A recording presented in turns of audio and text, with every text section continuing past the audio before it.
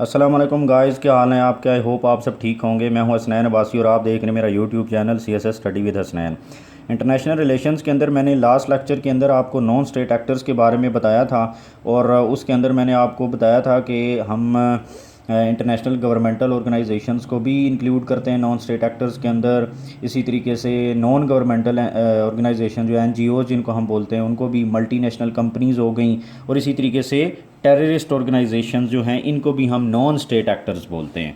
तो हमने international governmental organisations की डिस्क्रिप्शन देखी थी, मैंने आपको एक्सप्लेन किया था कि वो क्या होती हैं। आज हम देखेंगे टेररिस्ट ऑर्गेनाइजेशन, और ये भी इंक्लूड होती हैं नॉन स्टेट एक्टर्स के अंदर। तो डेफिनेशन जो है, वैसे तो हम बोलने में तो कह देते हैं terrorist organisations are also non state actors, लेकिन अगर एग्ज़ाम में आ जाए तो हमें प्रॉपर तरीके से आपको पता है कि फिर एक्सप्लेन करना पड़ता है, इसकी एग्जांपल्स देनी पड़ती हैं। तो प्रॉपर डेफिनेशन हमें पता होगी तो हम पेपर में लिख पाएंगे। तो इसलिए मैंने डेफिनेशन लिखी है, मैंने उसको पॉइंट्स में बनाया ताकि इजीली आपको समझ आए और वो भूले भी ना। स्टार्ट करते हैं डेफिनेशन से। तो डेफिनेशन क्या है, दोज इलीगल ऑर्गेनाइजेशंस। ठीक है, टेररिस्ट जो होते हैं इन्होंने ऑर्गेनाइजेशंस बनाई हुई होती हैं डिफरेंट कंट्रीज़ के अंदर या कहीं पर भी, तो वो प्रॉपर एक ऑर्गेनाइजेशन होती है। और वो क्या कहता है कि दोज इलीगल ऑर्गेनाइजेशंस, ऐसी नाजायज़ इलीगल ऑर्गेनाइजेशंस ऑपरेटिंग इन 2 और मोर स्टेट्स। बड़ा आसान है कि जो वो एक, दो या दो से ज़्यादा कंट्रीज़ या स्टेट्स के अंदर वो ऑपरेट कर रही होती हैं। ठीक है। अच्छा, अब होता क्या है, without the consent of the state, जिस स्टेट के अंदर वो काम कर रही होती हैं उसकी मर्ज़ी, उसकी इजाज़त उनको नहीं होती, उनकी मर्ज़ी उसमें शामिल नहीं होती। तो इलीगल ऑर्गेनाइजेशंस होगी जो दो या दो से ज़्यादा स्टेट्स के अंदर काम कर रही हैं, और जिन स्टेट्स के अंदर काम कर रही हैं उनकी कंसेंट के बगैर वहाँ पर काम कर रही हैं illegally. Having no formal declared structure, इनका कोई डिक्लेयर्ड या फॉर्मल स्ट्रक्चर नहीं होता। ठीक है। और अब काम कर रही किस लिए होती हैं, ऑपरेटिंग इन ऑर्डर टू। ऐसी लीगल ऑर्गेनाइजेशन जो दो या दो से ज़्यादा स्टेट्स के अंदर ऑपरेट कर रही हैं, उन स्टेट्स की इजाज़त के बगैर कर रही हैं, और उनका कोई फॉर्मल स्ट्रक्चर भी नहीं है। अब वो काम कर रही क्यों हैं, उनका मकसद क्या होता है, what is the motive behind. तो पहला ये है कि challenge the writ of the state, state की रिट को चैलेंज करना मेन मकसद होता है। एक उन मेन मोटिव्स या पर्पसेस जो होते हैं उनमें से एक पर्पस जो होता है वो challenge the writ of the state in terrorist organisations का जो होता है कि स्टेट की रिट को चैलेंज करना। नंबर 2, या और to achieve covert social, political, religious and और इकोनॉमिक पर्पसेस, या वो कोई भी पर्पज़ हासिल करने के लिए वहाँ पर काम कर रही होती हैं, चाहे वो कोवर्ट हो, सोशल हो, पॉलिटिकल हो, रिलीजियस हो।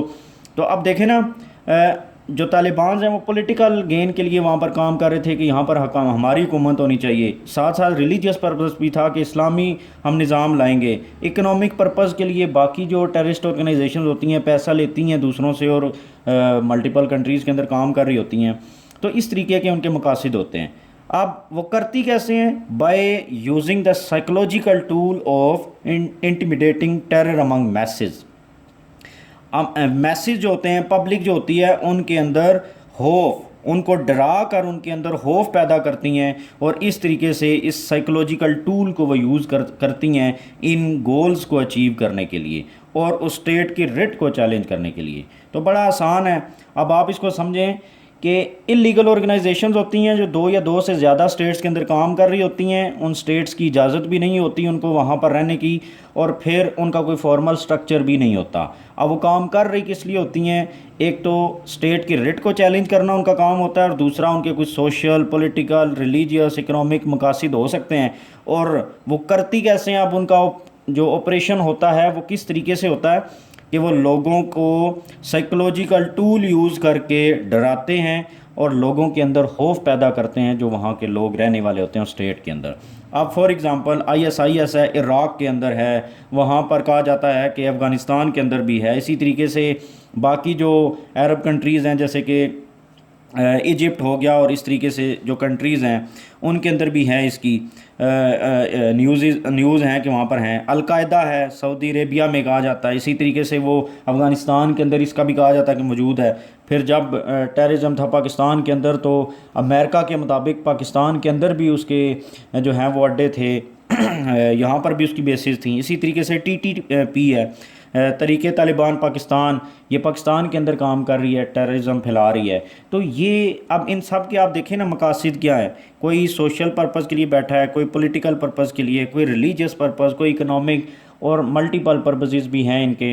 तो ये एक टेररिस्ट ऑर्गेनाइजेशन अगर पेपर में आ जाता है तो इस तरीके से आप बड़ी सी उसकी डेफिनेशन और एक्सप्लेनेशन करके बताएंगे, और फिर इस तरीके से एग्जांपल्स देकर जब आप बताएंगे तो आपका ये टॉपिक कंप्लीशन की तरफ जाएगा।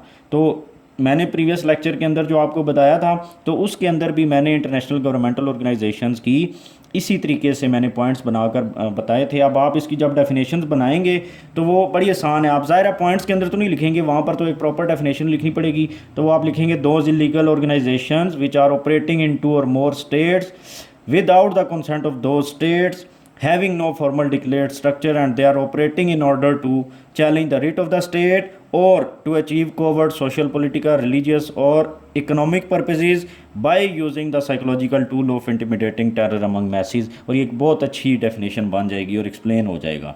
तो आई होप आपको समझ आ गई होगी, और 1 से 2 दफ़ा जब आप वीडियो को रिपीट करके देखते हैं तो वो चीज़ें फिर जहन में बैठ जाती हैं। अगर आपको मेरे लेक्चर पसंद आ रहे हैं तो मेरे चैनल को लाइक, सब्सक्राइब एंड शेयर ज़रूर कर दें और अपना फीडबैक भी दें। Thank you very much. अल्लाह हाफिज़।